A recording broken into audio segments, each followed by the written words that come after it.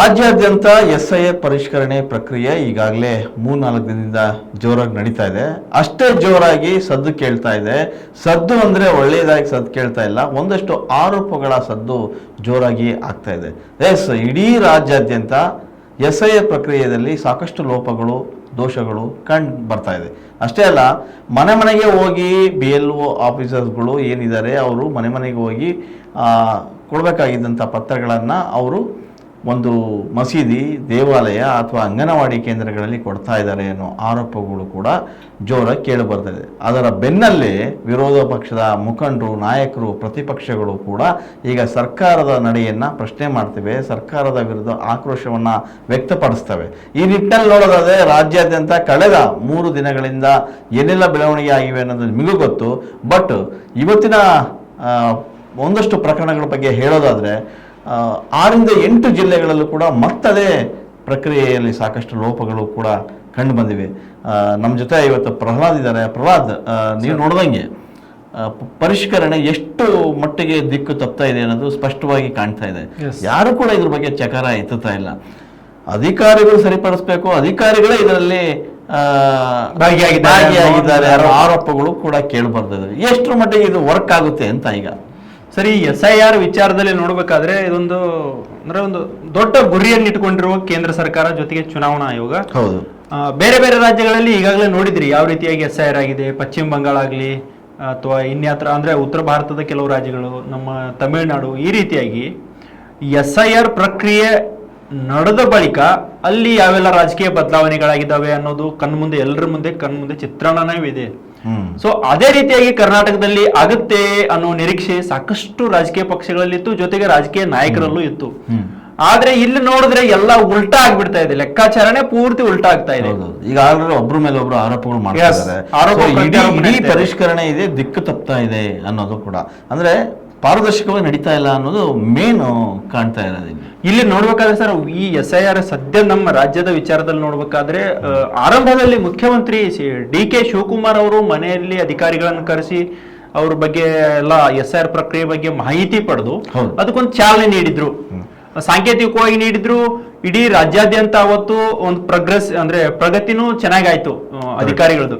ಆದ್ರೆ ಬರ್ಬರ್ತಾ ಅದರಲ್ಲಿ ಸಾಕಷ್ಟು ಲೋಪಗಳು ಕಂಡು ಬರ್ತಾ ಇದ್ವು. ಅದರಲ್ಲಿ ಮುಖ್ಯವಾಗಿ ನೋಡ್ಬೇಕಾದ್ರೆ ಈಗಾಗಲೇ ಕೇಂದ್ರ ಸಚಿವ ಕುಮಾರಸ್ವಾಮಿ ಅವರು ಆರೋಪಿಸಿದಂತೆ ರಾಮನಗರದಲ್ಲಿ ಮಸೀದಿಯಲ್ಲಿ ಮಾಡಿದ್ರು ಅಥವಾ ಅಂಗನವಾಡಿಯಲ್ಲಿ ಮಾಡಿದ್ರು. ಹೀಗೆ ಇವರೊಬ್ಬರೇ ಅಲ್ಲ, ಈ ರೀತಿಯಾಗಿ ಬಿಜೆಪಿ ನಾಯಕರು ಈಗಾಗಲೇ ತಮ್ಮ ವಿಡಿಯೋ ಸಾಕ್ಷ್ಯಗಳನ್ನ ಸಾಮಾಜಿಕ ಜಾಲತಾಣಗಳಲ್ಲಿ ಹಂಚಿಕೊಳ್ಳುವ ಮೂಲಕ SIR ಪ್ರಕ್ರಿಯೆಯಲ್ಲಿ ರಾಜ್ಯ ಸರ್ಕಾರ ಎಡುತ್ತಾ ಇದೆ ಅನ್ನೋ ಗಂಭೀರ ಆರೋಪವನ್ನ ರಾಜ್ಯ ಸರ್ಕಾರದ ಮೇಲೆ ಮಾಡ್ತಾ ಇದ್ದಾರೆ.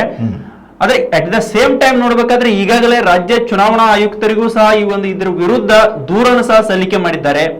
ದೂರನ್ನ ಸಲ್ಲಿಕೆ ಮಾಡಿ SIR ಪ್ರಕ್ರಿಯೆ ಅತ್ಯಂತ ಪಾರದರ್ಶಕವಾಗಿ ನಡಿಬೇಕು, SIR ನ ಮೂಲ ಉದ್ದೇಶ ಅಕ್ರಮ ಮತದಾರರನ್ನ ಪತ್ತೆ ಹಚ್ಚಬೇಕು. ಕರೆಕ್ಟ್, ಉದ್ದೇಶ ಅಕ್ರಮ ಮತದಾರರನ್ನ ಪತ್ತೆ ಹಚ್ಚಿ ಪಾರದರ್ಶಕವಾಗಿ ಚುನಾವಣೆ ನಡಿಬೇಕು ಅನ್ನೋ ನಿಟ್ಟಿನಲ್ಲಿ ಕೇಂದ್ರ ಚುನಾವಣಾ ಆಯೋಗ ಈ ಒಂದು ಮಹತ್ವದ ಹೆಜ್ಜೆಯನ್ನು ಇಟ್ಟಿದೆ. ಬಟ್ ಇದು ರಾಜಕೀಯವಾಗಿ ಬೇರೆ ಬೇರೆ ರೀತಿಯಿಂದಲೂ ವಿಶ್ಲೇಷಣೆ ಮಾಡ್ತಾ ಇದ್ರು. ಈಗ ಇವರು ಬಿಜೆಪಿ ಅವರು ಅಥವಾ JDS ಅವರು ಆರೋಪ ಮಾಡ್ತಿರಂತೆ ರಾಜ್ಯ ಸರ್ಕಾರ ಇದರಲ್ಲಿ ಭಾಗಿಯಾಗಿದೆ, ಅಧಿಕಾರಿಗಳನ್ನು ದುರ್ಬಳಕೆ ಮಾಡ್ತಾ ಇದೆ ಅನ್ನೋ ಆರೋಪ. ಬಟ್ ಮೇಲ್ನೋಟಕ್ಕೆ ನೋಡಿದ್ರೆ ಈಗ ಸದ್ಯ DK ಶಿವಕುಮಾರ್ ಅವರು CM ಇದ್ದಾರೆ. DK ಶಿವಕುಮಾರ್ ವಿಚಾರದಲ್ಲಿ ಇದು ನೋಡ್ಬೇಕಾದ್ರೆ ಇಷ್ಟೊಂದು ಈ ಲೆವೆಲ್ ಥಿಂಕಿಂಗ್ DK ಶಿವಕುಮಾರ್ ಮಾಡ್ಲಿಕ್ಕಿಲ್ಲ ಅನ್ಸುತ್ತೆ. ಯಾಕಂದ್ರೆ ಅವರು SIR ಪ್ರಕ್ರಿಯೆ ಆರಂಭದ ದಿನದಿಂದಲೇ ಅವರು ಎಷ್ಟು ಹೇಳಿದ್ರು, ಜಾಗೃತಿ ಮಾಡ್ತಾ ಇದ್ದಾರೆ. ಯಾವೊಬ್ಬ ಮತದಾರರು ಸಹ ಅರ್ಹ ಮತದಾರ ಮತಪಟ್ಟಿಯಿಂದ ಹೊರಗುಳಿಬಾರದು, ಆ ನಿಟ್ಟಿನಲ್ಲಿ ಕಾಂಗ್ರೆಸ್ ಪಕ್ಷದ ಕಾರ್ಯಕರ್ತರು ಸೈನಿಕರಂತೆ ಕೆಲಸ ಮಾಡಿ ಅನ್ನೋ ಒಂದು ಕರೆಯನ್ನ ನೀಡಿದ್ದಾರೆ. ಬಟ್ ಈ ಮಟ್ಟಕ್ಕೆ DK ಶಿವಕುಮಾರ್ ಅವರು ಥಿಂಕ್ ಮಾಡ್ತಾರೆ ಅನ್ನೋದು ನಿಜಕ್ಕೂ ನಂಬಕ್ಕೆ ಸಾಧ್ಯ ಆಗ್ತಾ ಇಲ್ಲ. ಬಟ್ ಆ ರೀತಿ ಮಾಡಿರ್ಲಿಕ್ಕಿಲ್ಲನೂ ಅನ್ಸುತ್ತೆ. ಕರೆಕ್ಟ್. ಎಲ್ಲೋ ಒಂದ್ ಕಡೆಗೆ ಈಗ ಪರಿಷ್ಕರಣೆ ಮಾಡುವಂತ ಸಂದರ್ಭದಲ್ಲಿ ಈಗ ಯಾರು ನೇಮಿಸಿದ್ರೆ BLOಗಳು ಅವರು ಎಲ್ಲೋ ಒಂದ್ ಕಡೆಗೆ ಆಸಕ್ತಿ ತೋರ್ತಾ ಇಲ್ಲ ಅನ್ನೋದು ಆರೋಪನೇ ಈಗ ಗಂಭೀರವಾಗಿ. ಇದು BLO ವಿಚಾರದಲ್ಲಿ ನೋಡ್ಬೇಕಾದ್ರೆ ನಾನು ಇವತ್ತೇ ನೋಡಿದೆ, ಇವತ್ತೊಂದು ಸ್ವಲ್ಪ ಡೀಟೇಲ್ಸ್ ಡೇಟಾ ಕಲೆಕ್ಟ್ ಮಾಡಿದೆ. ಅಧಿಕಾರಿಗಳು ಯಾರು ಮೇಲಧಿಕಾರಿಗಳನ್ನ ಕರೆಸ್ಕೊಂಡವ್ರು ಇರ್ತಾರಲ್ಲ, ಇವರು BLOಗಳನ್ನ ಪ್ರೆಷರ್ ಮಾಡ್ತಾ ಇದ್ದಾರೆ, ಒತ್ತಡ ಹಾಕಿ ಕೆಲಸಕ್ಕೆ ತಳ್ತಾ ಇದ್ದಾರೆ ಅನ್ನೋ ಒಂದು ಆರೋಪನೂ ಇದೆ. ಇದೇ ಒತ್ತಡದಲ್ಲಿ ತುಮಕೂರಲ್ಲಿ ಏನೋ ಒಂದು ಘಟನೆ ಬಂತು, ಅದು ಎಷ್ಟು ಸತ್ಯ ಗೊತ್ತಿಲ್ಲ. ಅಧಿಕಾರಿಗಳು ಕರೆದ್ರು ಅನ್ನೋ ತಕ್ಷಣ ಅವರು ಅರ್ಜೆಂಟ್ ಆಗಿ ಹೋಗುವಾಗ ಅಪಘಾತ ಆಯ್ತು, ಸೊ ಈ ರೀತಿಯಾದ ಘಟನೆಗಳು ನಡೀತಾ ಇದಾವೆ. ಎಲ್ಲ ಒಂದ್ ಕಡೆ ಇದನ್ನ BLOಗಳನ್ನ ಅಥವಾ ಇವರ ಗ್ರಾಮ PAಗಳಿದಾರಲ್ಲ, ಗ್ರಾಮ ಆಡಳಿತಾಧಿಕಾರಿಗಳು, ಇವರನ್ನ ಈ ಒಂದು SIR ಪ್ರಕ್ರಿಯೆಗೆ ಹಿಂಸೆಗೆ ಒಳಪಡಿಸಿ ಎಲ್ಲ ಒಂದ್ ಕಡೆ ಇದರಲ್ಲಿ ಭಾಗಿಯಾಗುವಂತೆ ಮಾಡ್ಲಾಗ್ತಾ ಇದೆಯಾ ಅನ್ನೋ ಅನುಮಾನ, ಜೊತೆಗೆ ಆ ರೀತಿಯ ಒಂದು ಪ್ರಶ್ನೆಯನ್ನು ಎದ್ದೇಳ್ತಾ ಇರುವಂತದ್ದು. ಕರೆಕ್ಟ್. ಈಗ ಆರೋಪ ಇದೆ, ಮಸೀದಿಯಲ್ಲಿ ಮಾಡ್ತಾ ಇದ್ದಾರೆ, ಅಂಗನವಾಡಿಯಲ್ಲಿ ಮಾಡ್ತಾ ಇದ್ದಾರೆ, ಶಾಸಕರ ಕಚೇರಿಯಲ್ಲಿ ಮಾಡ್ತಾ ಇದ್ದಾರೆ, ಮತ್ತೊಂದ್ ಕಡೆ ಮಾಡ್ತಾ ಇದ್ದಾರೆ, ಮಗದೊಂದ್ ಕಡೆ ಮಾಡ್ತಾ ಇದ್ದಾರೆ. ಆದ್ರೆ SIR ಪ್ರಕ್ರಿಯೆ ಬಗ್ಗೆ ಒಂದು ವಿಚಾರ ಅತ್ಯಂತ ಒಂದು ಒಳ್ಳೆ ವಿಚಾರ ಅಂತ ಹೇಳ್ಬಹುದು. ಯಾಕಂದ್ರೆ ಅಕ್ರಮ ಮತದಾರರನ್ನ ಪಟ್ಟಿಯಿಂದ ಹೊಡೆದೋಡಿಸಬೇಕಾದ್ರೆ ಈ ರೀತಿಯಾದ ಪ್ರಕ್ರಿಯೆಗಳು ನಡಿಬೇಕು. ಹೌದು. ಬಟ್ ಇಲ್ಲಿ ನೋಡ್ಬೇಕಾದ್ರೆ ರಾಜ್ಯ ಸರ್ಕಾರ ನಾವು ಇದರಲ್ಲಿ ಭಾಗಿಯಾಗಿಲ್ಲ ಅಂತ ಹೇಳ್ತೇವೆ. ಜೊತೆಗೆ ಈ ವಿಚಾರದಲ್ಲಿ ನೋಡ್ಬೇಕಾದ್ರೆ ಪ್ರಿಯಾಂಕ್ ಖರ್ಗೆ, ಗೃಹ ಸಚಿವ ಪ್ರಿಯಾಂಕ್ ಖರ್ಗೆ ಡೈರೆಕ್ಟ್ ಆಗಿ ಚುನಾವಣಾ ಆಯೋಗನ ಅಟ್ಯಾಕ್ ಮಾಡ್ತಾರೆ. ಚುನಾವಣಾ ಆಯೋಗದವ್ರೇನು ಕತ್ತೆ ಕಾಯ್ತಾ ಇದಾರೆ ಅನ್ನೋ ಮಾತನ್ನ ಅವ್ರು ಹೇಳ್ತಾರೆ. ಸೊ ಇದನ್ನ ನೋಡಿದಾಗ ಎಲ್ಲ ಒಂದ್ ಕಡೆ ರಾಜ್ಯ ಸರ್ಕಾರ ಡಬಲ್ ಸ್ಟ್ಯಾಂಡರ್ಡ್ ಮಾಡ್ತಾ ಇದೆಯಾ ಅಥವಾ ಬಿಜೆಪಿ ಇದರಲ್ಲಿ ರಾಜಕಾರಣ ಮಾಡ್ತಾ ಇದೆಯಾ ಅನ್ನೋದು ಇದು ಸ್ಪಷ್ಟವಾಗಿ ಅರ್ಥ ಆಗ್ತಾ ಇಲ್ಲ ಸರ್ ಸದ್ಯ ನೋಡ್ಬೇಕಾದ್ರೆ. ಹೌದು. ಈ ನಿಟ್ಟಿನಲ್ಲಿ ಈಗ ಹೇಳ್ತಾ ಇರೋದೇನಂದ್ರೆ ಕುಮಾರಸ್ವಾಮಿ ಅವರು ಹೊರ ರಾಜ್ಯದಿಂದ ಬೇಕಾದ್ರೆ ಕರೆಸಿ, ಕೇಂದ್ರದಿಂದ ಕರೆಸಿ ಪ್ರಕ್ರಿಯೆಯನ್ನ ಪರಿಷ್ಕರಣೆನ ಮಾಡಿಸಿ ಅನ್ನೋದು ಕೂಡ ಮಾತು ಕೇಳಿ ಬರ್ತಾ ಇದೆ. ಅಂದ್ರೆ ಸರ್ ಅದು ಕೇಂದ್ರ ಆಯುಕ್ತರು ಎಂಟ್ರಿ ಕೊಡ್ಬೇಕು ಅನ್ನೋದು ಈಗ ಆಲ್ರೆಡಿ ಒತ್ತಡ ಇದೆ ಸರ್. ಈಗ ಆಲ್ರೆಡಿ ಈಗ ವಿಜೇಂದ್ರ ಅವರು ದೂರು ಕೊಟ್ಟಿದ್ದಾರೆ, JDS ನವರು ದೂರು ಕೊಟ್ಟಿದ್ದಾರೆ ರಾಜ್ಯ ಚುನಾವಣಾ ಆಯುಕ್ತರಿಗೆ. ಕೇಂದ್ರ ಚುನಾವಣಾ ಆಯೋಗದವರು ಮಧ್ಯ ಪ್ರವೇಶ ಮಾಡಬೇಕು ಈ ಒಂದು ಪ್ರಕ್ರಿಯೆಯಲ್ಲಿ, ಇದು ಪಾರದರ್ಶಕವಾಗಿ ನಡೀತಾ ಇಲ್ಲ ಅನ್ನೋ ಆರೋಪ. ಜೊತೆಗೆ ಕುಮಾರಸ್ವಾಮಿ ಅವರು ಇನ್ನೊಂದು ಮಾತನ್ನು ಹೇಳಿದ್ದಾರೆ ಸರ್, ಈ ಎಲ್ಲ ವಿಚಾರದ ಬಗ್ಗೆ ನಾನು ಕೇಂದ್ರ ನಾಯಕರ ಗಮನಕ್ಕೆ ತಗೊಂಡ್ಬರ್ತೀನಿ. ಮೋಸ್ಟ್ಲಿ ನಾಳೆ ಅಥವಾ ರವಿವಾರ ಅಥವಾ ಸೋಮವಾರ ಕೇಂದ್ರ ಗೃಹ ಸಚಿವ ಅಮಿತ್ ಶಾ ಅವರನ್ನ ಭೇಟಿಯಾಗಿ ಕುಮಾರಸ್ವಾಮಿ ಅವರು ಈ ಬಗ್ಗೆ ಮಾಹಿತಿಯನ್ನ ನೀಡುವ ಸಾಧ್ಯತೆಗಳು ಇರುವಂತು.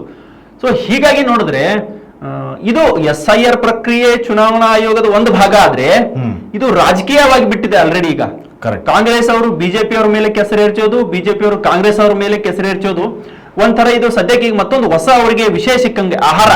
ಮಾಧ್ಯಮಗಳಿಗೆ ಇದೊಂದು ಆಹಾರ ಆಗ್ಬಹುದು, ಬಟ್ ಅವರಿಗೆ ರಾಜಕೀಯವಾಗಿ ಇವತ್ತು ಟೀಕೆ ಟಿಪ್ಪಣಿ ಮಾಡಲು ಅತ್ಯಂತ ಒಂದು ಗಟ್ಟಿಯಾದ ವಿಚಾರ. ಒಂದ್ ಕಡೆ ಇವರು ಸರ್ಕಾರವನ್ನ ಟೀಕೆ ಮಾಡ್ತಾ ಇರೋದು, ಅಂದ್ರೆ ಅಧಿಕಾರಿಗಳನ್ನ ಮಿಸ್ಯೂಸ್ ಮಾಡ್ಕೊಳ್ತಾ ಇದ್ದಾರೆ ಅನ್ನೋ ನಿಟ್ಟಿನಲ್ಲಿ ಸರ್ಕಾರವನ್ನ ಟೀಕೆ ಮಾಡ್ತಾ ಇದ್ದಾರೆ.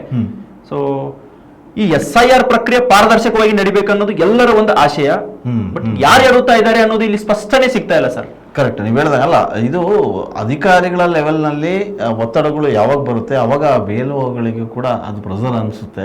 ನಿಜ, ಬೆಳಿಗ್ಗೆ 8 ಗಂಟೆಗೆ ಹೋಗ್ಬೇಕು, ರಾತ್ರಿ 8 ಗಂಟೆ ಕೆಲಸ ಮಾಡಬೇಕು ಅನ್ನೋ ಮಾತುಗಳು ಕೂಡ ಈಗ ಸೊ ಈ ನಡುವೆ ಮನೆಗೆ ಹೋಗಿ ಕೊಡಬೇಕು ಅನ್ನೋದಿದೆಯಲ್ಲ, ಅದು ದೊಡ್ಡ ಇದು. ಅಂದ್ರೆ ಒಂದ್ಸರಿ ಹೋಗಿ ಅದನ್ನ ಏನೋ ಅರ್ಜಿನ ಕೊಡಬೇಕು, ಫಾರ್ಮ್ ಕೊಡಬೇಕು, ಆಮೇಲೆ ಅದು ಮತ್ತೆ ಹೋಗಿ ಇಸ್ಕೊ ಬರಬೇಕು. ಸೊ 2 ಟೈಮ್ ಹೋಗೋದು ಬರೋದು ಇದೆಯಲ್ಲ, ಅದು ಒಂದು ದೊಡ್ಡ ತಲೆನೋವು ಅನ್ನೋದು ಪಾಪ ಈಗ ನೇಮಿಸಿ ಇರ್ತಕ್ಕಂಥ BLOಗಳ ಮಾತುಗಳು.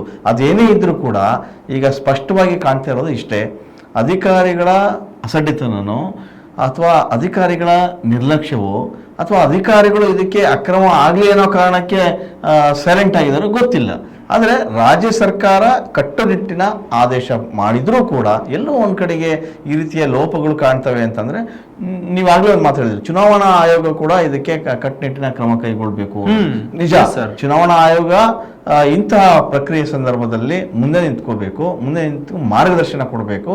ಆದ್ರೆ ಹಾಗಂತ ಇನ್ನೊಂದ್ ಸ್ವಲ್ಪ ದಿನ ಟೈಮ್ ತಗೊಂಡ್ರು ಪರವಾಗಿಲ್ಲ. ಈ ವಿಚಾರದಲ್ಲಿ ಸರ್ ಇನ್ನೊಂದು ಆಡ್ ಮಾಡಬೇಕಾದ್ರೆ, ಚುನಾವಣಾ ಆಯೋಗ ಎಷ್ಟು ಪಾರದರ್ಶಕತೆಯಿಂದ ಮಾಡುತ್ತೆ ಅದು ಡಿಫ್ರೆಂಟ್ ಆದ್ರೂ ಸಹ ಈ ಗ್ರೌಂಡ್ ಲೆವೆಲ್ ಅಲ್ಲಿ ಇರ್ತಾರಲ್ಲ PAಗಳಾಗಿರ್ಬೋದು, ಯಾರು ಕೆಲಸಗಳ ಈ SIR ಪ್ರಕ್ರಿಯೆಗೆ ಯಾರು ಭಾಗಿಯಾಗಿರ್ತಾರಲ್ಲ, ಸೊ ಇವರು ಜನರಲ್ಲಿ ಜಾಗೃತಿ ಮೂಡಿಸಿ ಅವರಿಂದ ಮಾಹಿತಿ ಪಡೆದುಕೊಂಡು ಇವರಿಗೆ ನೀಡಿರುವ ಜವಾಬ್ದಾರಿಯನ್ನು ಒಂದ್ ಸ್ವಲ್ಪ ಕರೆಕ್ಟ್ ಆಗಿ ಮಾಡಿದ್ರೆ ಈ ರೀತಿಯಾದ ಗೊಂದಲಗಳು ಉಂಟಾಗಲ್ಲ. ಸಾಕಷ್ಟು ಜನರಿಗೆ ಬೇರೆ ಬೇರೆ ರೀತಿಯಾಗಿ ಮಿಸ್ಗೈಡ್ ಮಾಡಿರ್ತಾರೆ, ಅದ್ರ ಜೊತೆಗೆ ಪೊಲಿಟಿಕಲೈಸ್ ಆಗಿಬಿಡುತ್ತೆ, ರಾಜಕೀಯಕರಣಗಳಿರುತ್ತೆ.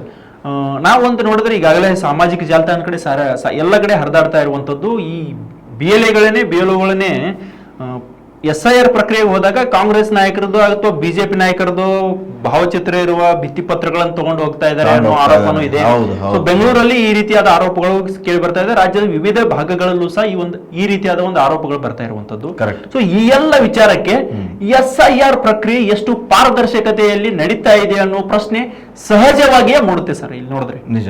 ಈಗ 2002ರಲ್ಲಿ ವೋಟ್ ಹಾಕಿರೋದು ಅಲ್ಲಿಂದ ಇಲ್ಲಿವರೆಗೂ ನಡೆದೇ ಇಲ್ಲ ಪರಿಷ್ಕರಣೆ. ಅಲ್ಲಿ ಒಂದಿಷ್ಟು ಸಮಸ್ಯೆಗಳು ಆಗ್ತವೆ, ಟೆಕ್ನಿಕಲಿ ಪ್ರಾಬ್ಲಮ್ಸ್ಗಳು ಆಗ್ತವೆ, ಅದನ್ನ ಯಾರು ಕೇಳ್ತಾ ಇಲ್ಲ ಅನ್ನೋದು BLOಗಳ ಆರೋಪ ಕೂಡ ಇದೆ. ಅದರ ಜೊತೆಗೆ ಇವೆಲ್ಲದರ ನಡುವೆ ನೀವು ಆಗ್ಲೇ ಒಂದು ಮಾತು ಹೇಳಿದ್ರಿ, ಚುನಾವಣಾ ಆಯೋಗ ಕಟ್ಟುನಿಟ್ಟಿನ ಕ್ರಮ ಕೈಗೊಳ್ಳಬೇಕು, ನಿಂತ್ಕೋಬೇಕು ಅನ್ನೋದು ನಿಜ. ಯಾಕಂದ್ರೆ ಇಂಥ ಪ್ರಕ್ರಿಯೆ ಸಂದರ್ಭದಲ್ಲಿ ಅಕ್ರಮಗಳು ಆಗಬಾರ್ದು ಅನ್ನೋ ನಿಟ್ಟಿನಲ್ಲಿ ಸರ್ಕಾರ ಚುನಾವಣಾ ಆಯೋಗ ಈ ಪರಿಷ್ಕರಣೆ ಪ್ರಕ್ರಿಯೆಯನ್ನು ಮಾಡ್ತಾ ಇದೆ. ಆದರೆ ಎಲ್ಲ ಒಂದು ಕಡೆಗೆ ಅಧಿಕಾರಿಗಳೇ ನಿರ್ಲಕ್ಷ್ಯ ವಹಿಸಿದರೆ ಮುಂದಿನ ದಿನಗಳಲ್ಲಿ ಬರುವಂಥ ಚುನಾವಣೆಯಲ್ಲಿ ಅಕ್ರಮ ಆಗಲ್ಲ ಅನ್ನೋದು ಏನು ಗ್ಯಾರಂಟಿ?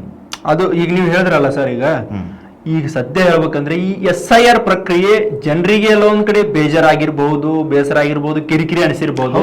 ಬಟ್ ರಾಜಕೀಯ ಪಕ್ಷಗಳ ವಿಚಾರದಲ್ಲಿ ನೋಡ್ಬೇಕಾದ್ರೆ ಸರ್ ಅವ್ರಿಗೆ ಲಾಭಾಣೆ. ಈಗ ಯಾವುದೇ ಸರ್ಕಾರ ಇದ್ರೂ ತನ್ನ ಲಾಭನೇ ನೋಡ್ಬೇಕಾಗತ್ತೆ, ಯಾವುದೇ ರಾಜಕೀಯ ಪಕ್ಷ ಇದ್ರೂ ತನ್ನ ಲಾಭನೇ ನೋಡ್ಬೇಕಾಗತ್ತೆ. ಅದೇ ರೀತಿಯಾಗಿ SIR ಪ್ರಕ್ರಿಯೆಯಲ್ಲಿ ಮುಖ್ಯವಾಗಿ ನೋಡ್ಬೇಕಾದ್ರೆ ಕಾಂಗ್ರೆಸ್ ಇಂದ ಒಂದು ಅಜೆಂಡಾ ಇಟ್ಟಿರುವುದು, ಯಾರು ಸಹ ಅರ್ಹರು ಮತದಾರರ ಪಟ್ಟಿಯಿಂದ ಹೊರಗುಳಿಬಾರದು, ಡಿಲೀಟ್ ಆಗಬಾರದು, ಒಂದು ಗಟ್ಟಿಯಾದ ನಿಲುವನ್ನ ಕಾಂಗ್ರೆಸ್ ಹೊಂದಿರುವಂತದ್ದು. ಆದ್ರೆ ಇದರಲ್ಲಿ ಬಿಜೆಪಿ ಅವರು ಆರೋಪ ಮಾಡ್ತಾ ಇರುವಂತದ್ದು ಅನರ್ಹರನ್ನ ಉಳಿಸಿಕೊಳ್ಳುವ ನಿಟ್ಟಿನಲ್ಲಿ ಈ ಒಂದು ಪ್ರಕ್ರಿಯೆ ಭಾಗ ಆಗ್ತಾ ಇದೆ, ಅದಕ್ಕೆ ಒಂದು ಈ ಪ್ರಕ್ರಿಯೆ ಎಡೆ ಮಾಡಿ ಕೊಡ್ತಾ ಇದೆ ಅನ್ನೋ ಆರೋಪ. ಸೊ ಹೀಗಾಗಿ ಎರಡೂ ಪಕ್ಷದವರು ಯಾರು ಏನು ಸಾಚಾಗಲ್ಲ ಸರ್ ಈ ವಿಚಾರದಲ್ಲಿ ನೋಡ್ಬೇಕಾದ್ರೆ. ಯಾಕಂದ್ರೆ ಎಂಡ್ ಆಫ್ ದ ಡೇ ಅವರಿಗೆ ಮತದಾರರೇ ಮುಖ್ಯ, ಮತಗಳೇ ಮುಖ್ಯ. ಸೊ ಹೀಗಾಗಿ ಕೆಲವೊಂದು ಕಡೆ ನಡೀತಾ ಇರ್ಬೋದು ಅನ್ಸುತ್ತೆ, ಅಕ್ರಮ ಮತದಾರರನ್ನ ಪಟ್ಟಿಯಲ್ಲಿ ಉಳಿಸಿಕೊಳ್ಳುವ ಒಂದು ಷಡ್ಯಂತ್ರ, ಒಂದು ಕುತಂತ್ರ ನಡೀತಾ ಇರ್ಬೋದು ಅನ್ಸುತ್ತೆ. ಯಾಕಂದ್ರೆ ಹಿಂದಿನ ಇತಿಹಾಸಗಳಲ್ಲಿ ಶಾಸಕರೇ ಈ ರೀತಿಯಾದ ಒಂದು ಅಕ್ರಮ ಅಂದ್ರೆ ಮತದಾರರ ಚೀಟಿ ತಯಾರಿಸುವ ಒಂದು ಪ್ರಕರಣಗಳಲ್ಲಿ ಸಿಕ್ಕಿಕೊಂಡಿರುವ ಇತಿಹಾಸ ಇದೆ ಕರ್ನಾಟಕದಲ್ಲೂ ಇದೆ, ಬೇರೆ ಬೇರೆ ಕಡೆ ಇದೆ. ಸೊ ಹೀಗಾಗಿ ಇದು ಒಂದು ಅವಕಾಶ, ಇದರಿಂದ ಬಚಾವ್ ಆಗ್ಬೇಕು ಅನ್ನೋ ನಿಟ್ಟಿನಲ್ಲಿ ಎಲ್ಲ ಒಂದು ಕಡೆ ಪ್ರಕ್ರಿಯೆಗಳು ನಡೀತಾ ಇರಬಹುದು ಅಥವಾ ನಡೀಲಿಕ್ಕಿಲ್ಲ. ಬಟ್ ಇದನ್ನ ನಾವು ನೋಡ್ಬೇಕಾಗುತ್ತೆ, ಈ ರೀತಿಯಾದ ಪ್ರಕ್ರಿಯೆ ನಡೀತಾ ಇದೆ ಅಂದ್ರೆ ಇದು ಎಲ್ಲ ಒಂದ್ ಕಡೆ ಸಮಥಿಂಗ್ ಡಿಫ್ರೆಂಟ್ ಗೋಯಿಂಗ್ ಆನ್ ಅಂತ. ಎಸ್, ಕರೆಕ್ಟ್, ನೀವು ಹೇಳಿದ್ದು 100% ಸತ್ಯ. ಅದೇನೇ ಇದ್ರೂ ಕೂಡ ಈಗ ಈ ಪರಿಷ್ಕರಣೆ ಒಂದು ಸರಿಯಾದ ದಿಕ್ಕಿನಲ್ಲಿ ಹೋಗ್ಬೇಕು ಅಂತಂದ್ರೆ ಆಫೀಸರ್ಸ್ ನಿಂತ್ಕೋಬೇಕು, ಇದು ಏನು ಆಗಿದೆ ಯಾವ ದಿಕ್ಕಿನಲ್ಲಿ ಸಾಗಬೇಕು ಅನ್ನೋದನ್ನ ಅವರ ಗೈಡ್ ಮಾಡಬೇಕು. ಸೊ ಆದರೆ ಮಾತ್ರ ಮುಂದಿನ ದಿನಗಳಲ್ಲಿ ಇದಕ್ಕೊಂದು ಅರ್ಥ ಬರುತ್ತೆ. ಇಲ್ಲಾಂದರೆ ನಿಜಕ್ಕೂ ಎಲ್ಲರೂ ಅನರ್ಥ ಅಂತ ತಿಳ್ಕೊತಾರೆ, ಈ ಪ್ರಕ್ರಿಯೆನೇ ಅಪೂರ್ಣ ಅಂದ್ಕೊಳ್ತಾರೆ. ಸಂಪೂರ್ಣವಾಗಿ ಮಾಡಬೇಕು ಅಂತಂದರೆ ಅಧಿಕಾರಿಗಳು ನಿಂತ್ಕೊಂಡು ಎಲ್ಲದನ್ನು ಸರಿಪಡಿಸ್ಬೇಕು. ಅಲ್ಲಿವರೆಗೆ ಏನೆಲ್ಲ ಆಗುತ್ತೆ ಅನ್ನೋದನ್ನು ಕಾದು ನೋಡೋಣ. ಹೆಚ್ಚಿನ ವಿಡಿಯೋಗಳಿಗೆ ಪ್ರತಿಧ್ವನಿ ಯೂಟ್ಯೂಬ್ ಚಾನೆಲ್ ಸಬ್ಸ್ಕ್ರೈಬ್ ಮಾಡಿ, ಬೆಲ್ ಐಕಾನ್ ಕ್ಲಿಕ್ ಮಾಡಿ.